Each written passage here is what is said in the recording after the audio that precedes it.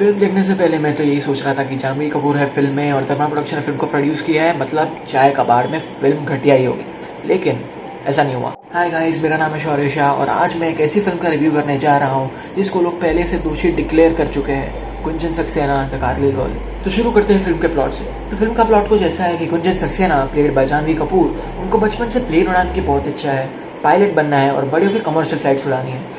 लेकिन उनके भाई और उनकी माँ इस बात से बिल्कुल राजी नहीं होते हैं। अगर गुंजन के सपोर्ट में कोई होता है तो वो है उनके फादर, जिनका रोल निभाया है पंकज त्रिपाठी ने। लेकिन कमर्शियल पायलट बनने की ट्रेनिंग बहुत एक्सपेंसिव होती है, जिसकी वजह से गुंजन के पायलट बनने का सपना पूरा होने की उम्मीद खत्म हो जाती है।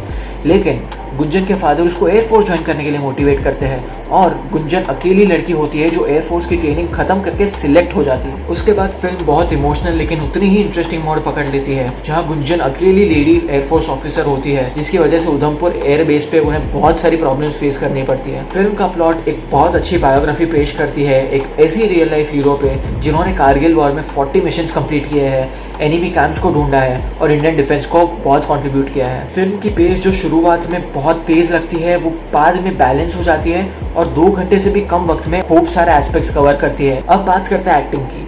तो अगर अब तक आप लोग ये सोच रहे थे कि अर्जुन कपूर पानीपत के लिए सबसे बड़ा कास्टिंग एरर था या फिर सोनम कपूर नीरजा के लिए, तो आप लोग बिल्कुल गलत सोच रहे थे। आपकी सारी उम्मीदों पे पानी फेरना आई है जानवी कपूर।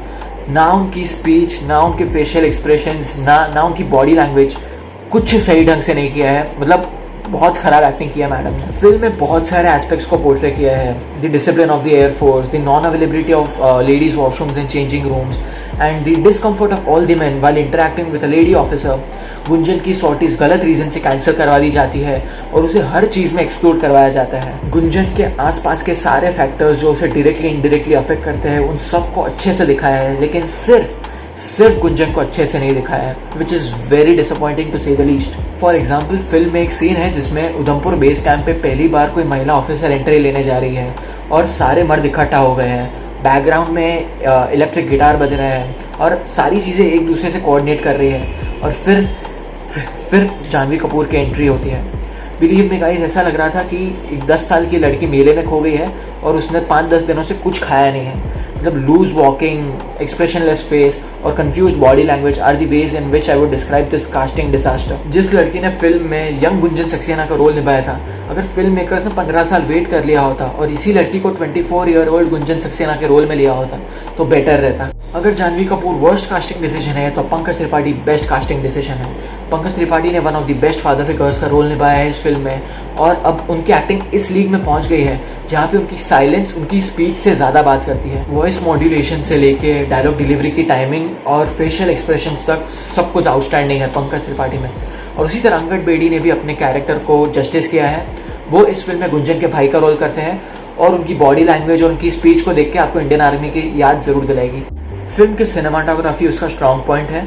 चॉपर और shooting related scenes mind blowing है और आपको रियलिस्टिक वॉर जोन फील देती है। सरप्राइजिंगली ये फिल्म के लिए जो रिसर्च की गई है वो आउटस्टैंडिंग है। Training, shopper controls, technical details और एयरफोर्स में जिस तरह की टर्म्स का यूज़ किया जाता है उन पर बहुत फोकस किया गया है और इसकी वजह से ये फिल्म मिशन मंगल जैसी फिल्मों से काफ़ी बेहतर लगती है। जैसा कि आप लोगों को पता है कि मिशन मंगल की रिसर्च, विजुअल इफेक्ट्स, कैरेक्टर्स और सीरियसनेस सारी चीज़ों में बहुत पुअर परफॉर्म करती है, लेकिन गुंजन सक्सेना की रिसर्च ऐसी बिल्कुल नहीं है। फिल्म की डायलॉग राइटिंग बेहतरीन है। बेटा, जो लोग मेहनत का साथ नहीं छोड़ते किस्मत कभी उनका हाथ नहीं छोड़ती। गुंजन की हाइट रिक्वायरमेंट से कम है, लेकिन उसके पैरों और हाथों की रीच रिक्वायरमेंट से 1.5 सेंटीमीटर ज़्यादा है, जिसको भगवान ने ही नीचे भेजा हो प्लेन उड़ाने के लिए, उसे हम कैसे रिजेक्ट कर सकते हैं। फिल्म में एक से बढ़कर एक डायलॉग्स है, लेकिन मेरे लिए बेस्ट डायलॉग पंकज त्रिपाठी बोलते हैं। प्लेन लड़का उड़ाए या लड़की, उसे पायलट ही कहते हैं और जब भी प्लेन को फर्क नहीं पड़ता है कि उसे कौन उड़ा रहा है तो तुम्हें क्यों पड़ता है। Lastly Gunjan Saxena the Kargil girl के कुछ गाने जैसे भारत की बेटी और आसमान दी परी वेल प्लेस्ड और इमोशनल है। मुझे जो अभी एग्जिस्टिंग प्रॉब्लम लगती है वो ये है कि गुंजन सक्सेना फिल्म को अभी सब लोग बैन करने में लगे हुए हैं। जानवी कपूर की घटिया एक्टिंग थी, किसी और को लेना चाहिए था। मैं 100% अग्री करता हूँ। Janhvi Kapoor was pathetic in the film. बहुत ही घटिया और एक्सप्रेशनलेस एक्टिंग की है उन्होंने फिल्म में। IMDb पे गुंजन सक्सेना दी कारगिल गर्ल को करीब 5 की रेटिंग मिली है और अगर आप लोग IMDb पे यूज़र रिव्यूज़ पढ़ोगे तो आपको पता चलेगा कि लोगों ने 1 आउट ऑफ 10 इसलिए रिव्यू दिया है गुंजन सक्सेना को क्योंकि नेपोटिज्म की वजह से जानवी कपूर को फिल्म में एक्ट करने का गलत मौका मिला, लेकिन कोई इससे आगे सोचता ही नहीं है। What about Pankaj Tripathi? आप जानवी कपूर और धर्मा प्रोडक्शंस को बैन करने के साथ साथ पंकज त्रिपाठी को भी बैन कर रहे हो।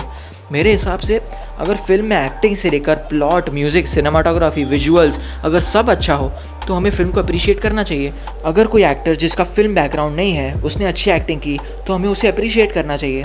अगर स्टार किड ने अच्छी एक्टिंग की तो उसे भी हमें अप्रिशिएट करना चाहिए। अगर कोई एक्टर जिसका फिल्म बैकग्राउंड नहीं है उसने ख़राब एक्टिंग की तो उसे डिसअप्रूव करना चाहिए। और सिमिलरली अगर स्टार किड ने ख़राब एक्टिंग की तो उसे भी डिसअप्रूव करना चाहिए। Same goes for director, producer and anyone else who works towards the film. पता है हम लोग गलती कहाँ कर रहे हैं? पहले हम लोग अच्छे एक्टर्स की फिल्में नहीं देखते थे, आज हम लोग बुरे एक्टर्स की फिल्में नहीं देख रहे हैं। लेकिन फिल्म एक्टर्स से बढ़कर होती है। एक्टर्स के अलावा भी फिल्म में बहुत सारी चीज़ें होती है, plot, direction, music, visuals, cinematography, writing and what not. लेकिन हमारी सुई सिर्फ एक ही बात पर अटकी हुई है, जानवी कपूर और धर्मा प्रोडक्शंस। मैं इस बात से इनकार नहीं करूंगा कि जानवी कपूर एक लीड एक्ट्रेस है फिल्म में। She should have acted more mature और उसकी वजह से फिल्म का इमोशनल पिंच को धक्का लगता है। लेकिन फिल्म का बाकी के एस्पेक्ट्स को भी तो देखो यार। और अगर एक्टिंग की ही बात करो तो जानवी कपूर के अलावा अभी बाकी सारे एक्टर्स हैं फिल्म में, वो लोग थोड़ी मज़े कर रहे थे। पंकज त्रिपाठी और अंगद बेदी ने भी तो अच्छी परफॉर्मेंसेस दी ना। तो आखिर में मैं इतना ही कहना चाहूँगा कि फ़िल्म तो आप लोग देखने नहीं वाले हैं, वो मैं जानता हूँ।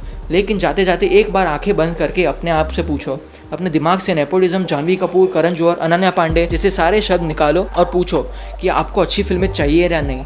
और फिल्म में एक्टिंग से लेकर सारे एस्पेक्ट्स की बात करो। अगर हम लोग अच्छी पिक्चर सिलेक्ट करना सीखेंगे ना तो फिल्म मेकर्स को भी ग्रेजुअली रियलाइज़ हो जाएगा किस टाइप्स की फिल्में डिमांड में हैं। मतलब जिस दिन हम लोग अनबायस्ड होकर अच्छी फिल्में देखने जाएंगे उस दिन से फिल्म मेकर्स भी अनबायस्ड होकर सिर्फ काबिल एक्टर्स को अपनी पिक्चर में लेना चाहेंगे, वरना कुछ नहीं हो सकता। Thank you.